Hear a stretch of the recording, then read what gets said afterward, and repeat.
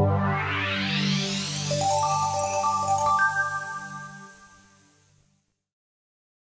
honor Sheryl tonight for giving voice to ordinary women caught in extraordinary situations and for forcing the rest of us to pay attention.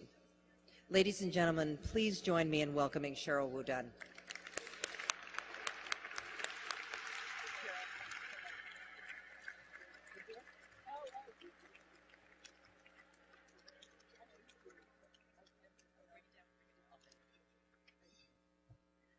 Well, I have to say that Alba Luz is a really hard act to follow. And in fact, it is people like her that reason that we wrote Half the Sky. So let's, the entrepreneur from the Amazon, let's salute her one more time, please.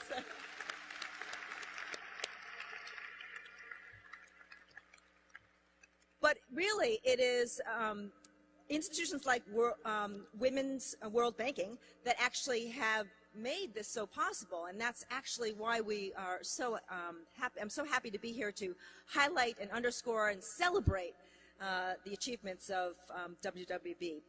But I also would like to say that I hope that this is just the beginning. I really do.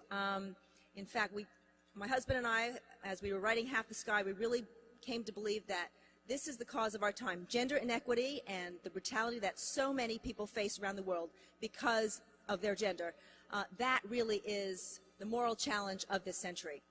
And if you don't think that that's really the case, let me just throw one statistic out at you. I will not belabor you with statistics, but think about the discrimination that exists in most of the developing world, such that, as demographers have said, there are 60 million to 100 million missing females in the world.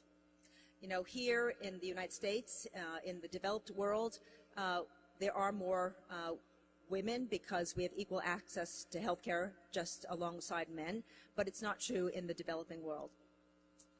But, you know, what WWB does with microfinance really is something so important. Just, they've broken so many paths. And I just want to highlight a story. Mary Ellen mentioned Cash, but I'd like to highlight a story that illustrates what Cash has done. There was a woman named Saima, and she actually lives in a village outside Lahore, Pakistan. You know, at the beginning of the time of the story, she was beaten every single day by her husband. He was unemployable, he was a gambler, and didn't have any prospects for getting a job. And when she had her second daughter, the mother-in-law turned to her son and said, "You better get a second wife because Simon's never going to get you a son." There really was a son preference. Just so happens at that time, Cash was in the village and gave Sima a tiny little loan, $65. And she took that money and she said, "Well, you know, I can do some embroidery. Why don't I just start an embroidery business?"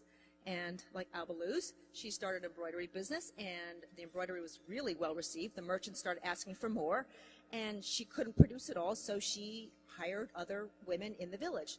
Pretty soon she hired 30 women in the village, and when she was producing, they were producing so much embroidery, they needed someone to help transport the goods from the village to the marketplace, and so she hired her husband. So now there is no such talk of a second wife, and it is a really happy story because now Sima not only has 2 girls, but she had a 3rd girl. They're all in private school, again, like Alba Luz's kids, in private school, and they are at the top of their class, and they are learning English. So they may make their way to New York as well. But really, the idea that I think WWB conveys here tonight is that each one of us can make a difference. We sometimes get overwhelmed by just the vastness of the problem, 60 million, 100 million missing women, and because of lethal discrimination. But I want to underscore that each one of you can make a difference. And, let me tell you just a little parable that really explains why I think this is the case.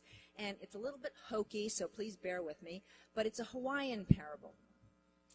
And it starts with a boy. He's walking down a beach, and the beach is just laden with starfish, just all over, just covered with starfish.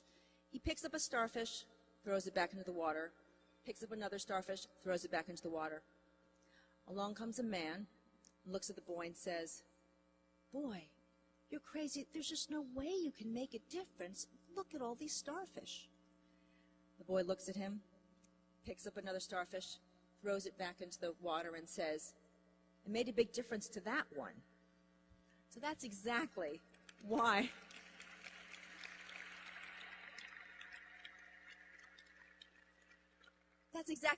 you can make a difference. And then some of you may be asking, well, why me? What's in it for me?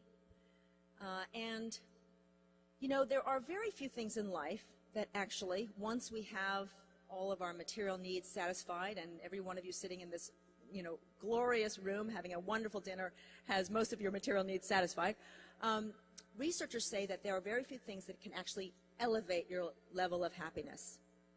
One of them is contributing to a cause larger than yourself.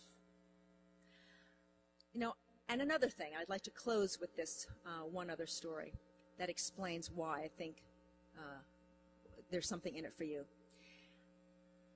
It's the story of a friend who was in Darfur, and she was an aid worker there. She saw things that no one should see. And the entire time she was very strong. She, held her peace of mind, and she never broke down. She really kept continuing, kept working. She came back to the U.S. for Christmas and was in her grandmother's backyard.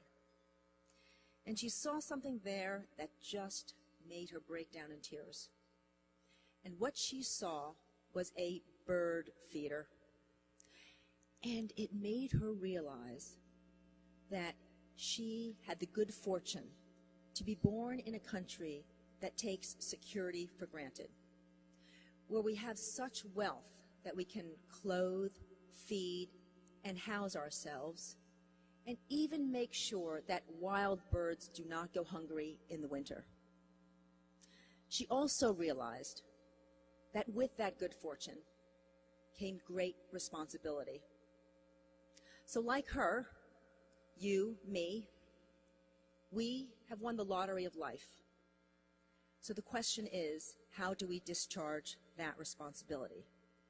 So I hope that you all will join the movement, take this cause, feel happier, and help save the world. Thank you.